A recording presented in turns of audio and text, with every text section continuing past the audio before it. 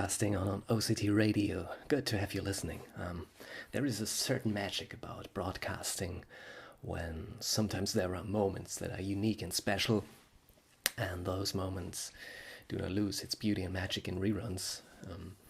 It's not about the live moment only. It is about it, but not only. And lately, news came in that German host, journalist, broadcaster Alfred Biolek had died, age 87. He still is one of the most innovative, charming, interesting characters German, even European television brought to us, I guess. Someone who also talks to people in various formats. He was a perfect role model of how to make your guest feel comfortable and welcome. But back to music. Back in 1978, Biolek started a unique and brilliant music show on German television called Bahnhof, which is Bio's train station in English.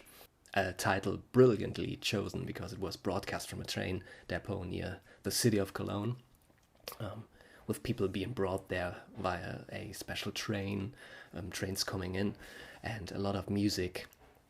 The show itself was a combination of talk, entertainment, and, of course, music, classic to pop, and Alfred Biolek had a sense of introducing both audiences to each other, something that was and still is clearly separated, not only in Germany, I guess.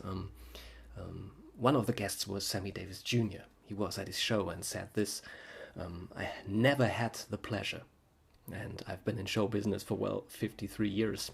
I must say that this is the most unique and wonderfully mixed television show I've ever had the pleasure of being in, said Sammy Davis Jr., who might have seen a lot back then. Biolek had world stars in his show before they were even famous, like Sting, for example, with Police, and also with a German composer, electronic composer, and a laser show, which was brilliant back then and so new. And I guess had I been older back then, it would have been my favorite TV show on television back then. The whole show was new in its concept, setting, all that. It had magic, a brilliant host, and it had this moment, the moment I want to speak about right now, a moment that came to life because Biolek had been at London's EMI offices, where he was waiting for a conversation with some of the people there, and then he heard a voice, and it was the voice of very young Kate Bush that he then invited to Bio's Bahnhof, and she, magical herself, performed her new and brand new song back then, Wuthering, which is for me one of the most touching, brilliant, eloquent, sophisticated, and also favorite songs ever.